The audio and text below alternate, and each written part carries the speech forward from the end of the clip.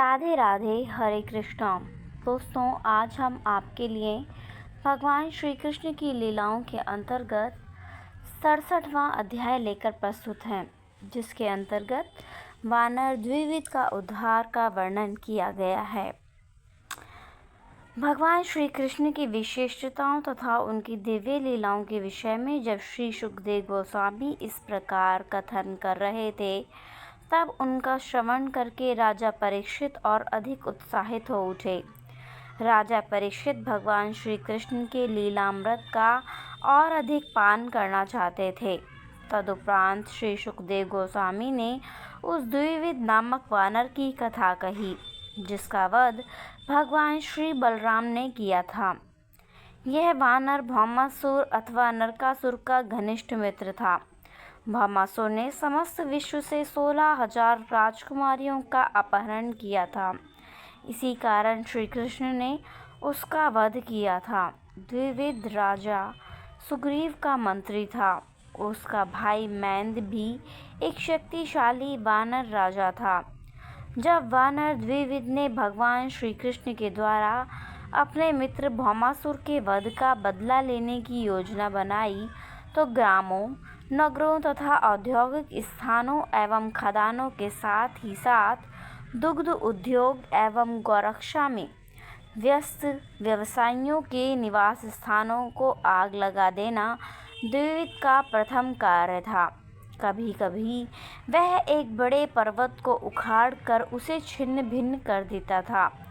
इस प्रकार उसने संपूर्ण देश में और विशेष रूप से कठवर के प्रदेश में भयंकर अव्यवस्था उत्पन्न कर दी। द्वारका नगरी कठवर प्रदेश में स्थित है एवं भगवान श्री कृष्ण इसी नगरी में निवास करते थे। अतः द्विविध ने इसे विशेष रूप से अपने उपद्रव का लक्ष्य बनाया।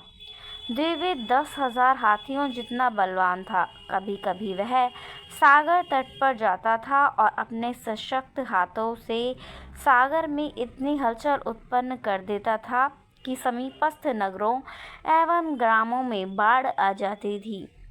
बहुधा वह साधु संतों के आश्रमों में जाकर उनकी सुंदर वाटिकाओं तथा उद्यानों को तहस नहस करके अत्यंत उपद्रव करता था। वह न केवल इस प्रकार उपद्रव करता था, अपितु कभी कभी वह उनकी पवित्र यज्ञ भूमि में मल मूत्र त्याग देता था। इस प्रकार वह समस्त वातावरण को दूषित कर देता था। वह स्त्रियों तथा पुरुषों का अपहरण भी करता था और उन्हें उनके निवास स्थान से ले जाकर पर्वतों की गुफाओं में रख देता था। जिस प्रकार भृंगी कीट मक्खियों एवं अन्य कीटों को बंदी बनाकर ले जाता है और उन्हें पेड़ों के उन छिद्रों में रख देता है जहाँ वह स्वयं निवास करता है, उसी प्रकार द्विविध अपहृत व्यक्तियों को गुफाओं में रखकर विशाल पाषाण खंडों से गुफा का द्वार बंद कर देता था। इस प्रकार वह नियमित रूप से देश की शांति व्यवस्था की अवहेलना कर रहा था। न केवल इतना ही, अपितु कभी कभी वह कुलीन परिवारों की स्त्रियों पर बलात्कार करके उन्हें भी दूषित कर देता था। जब वह इस प्रकार समस्त देश में अव्यवस्था फैला रहा था, तब कभी कभी वह रैवतक पर्वत से आती हुई मधुर संगीत की ध्वनि सुनता था। अतएव उसने उस पर्वत प्रदेश में प्रवेश किया। वहाँ उसने अनेक रूपवती किशोरियों के मध्य नृत्य एवं गान में संलग्न एवं उनके सानिध्य का लाभ उठाते हुए भगवान श्री बलराम को देखा। भगवान श्री बलराम के शरीर का अंग प्रत्यंग सुंदर था और उन्होंने कमल पुष्पों की धारण माला की हुई थी। द्विविध भगवान श्री बलराम के शरीर की सुंदर आकृति पर मुग्ध हो गया। बलराम जी की भांति वहां उपस्थित सभी किशोरियां भी अत्यंत रूपवती थीं और उन्होंने भी पुष्पों की मालाएं धारण की थीं। भगवान श्री बलराम वारुणी का पान करके पूर्णतः मत प्रतीत होते थे एवं उनके नेत्र शशे में से घूम रहे थे। भगवान श्री बलराम अनेक हथनियों के मध्य गजराज की भांति प्रतीत होते थे। द्विविद नामक यह वानर वृक्षों पर चढ़कर एक शाखा से दूसरी शाखा पर कूद सकता था। कभी कभी वह शाखाएं हिलाकर एक विशेष प्रकार की किलकिल ध्वनि करता, जिससे कि भगवान श्री बलराम का ध्यान मन प्रसन्न करने वाले वातावरण की ओर से विचलित हो गया। कभी कभी द्विविद स्त्रियों के सम्मुख आकर विभिन्न प्रकार की हास्योत्पादक मुद्राओं का प्रदर्शन करता था। स्वभावतः स्त्रियां किसी भी वस्तु का हास्य तथा विनोदपूर्वक आनंद उठाती हैं, और जब वानर उनके सम्मुख आया तब उन्होंने उसे गंभीरता से नहीं लिया, अपितु उसके ऊपर हंस पड़े। किंतु वह वानर इतना उद्दंड था कि श्री बलराम जी की उपस्थिति में भी वह अपने शरीर के निम्न अंगों को स्त्रियों के समक्ष प्रदर्शित करने लगा। कभी कभी वह अपनी भौहें चलाते हुए अपने दांत दिखाने के लिए आगे आता था। श्री बलराम जी की उपस्थिति में भी उसने स्त्रियों का अनादर किया। भगवान श्री बलराम का नाम ही संकेत करता है कि वे न केवल अत्यंत बलशाली हैं, अपितु वे असाधारण बल का प्रदर्शन करने में आनंदित होते हैं। अतएव उन्होंने एक पत्थर उठाकर उसे द्विविद को मारा, किंतु वानर ने कुशलतापूर्वक पत्थर का वार बचा लिया। बलराम जी का अपमान करने के लिए वारण वारुणी का घड़ा उठाकर ले गया।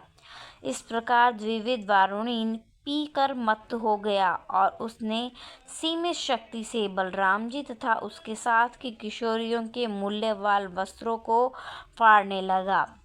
वह गर्व से इतना फूल गया था कि उसने सोचने लगा कि बलराम जी उसे कोई दंड नहीं दे सकते, और वह बलराम जी तथा उनके साथियों को कष्ट देता रहा।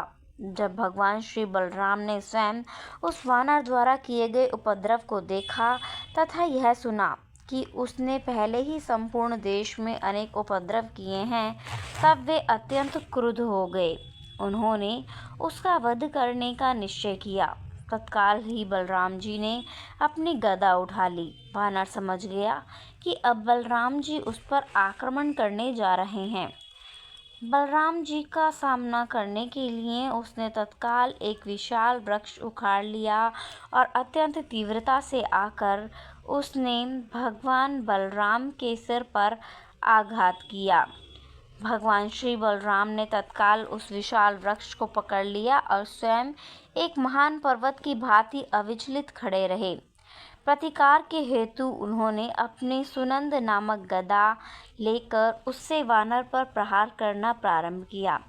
वानर के सिर पर गंभीर चोट पहुंची। उसके सिर से रक्तधारा अत्यंत तीव्रता से प्रवाहित होने लगी, किंतु रक्त की धार से उसके सौंदर्य में उसी प्रकार वृद्धि हो रही थी जिस प्रकार किसी विशाल पर्वत से प्रवाहित होती हुई तरल लोह धारा से पर्वत का सौंदर्य बढ़ जाता है।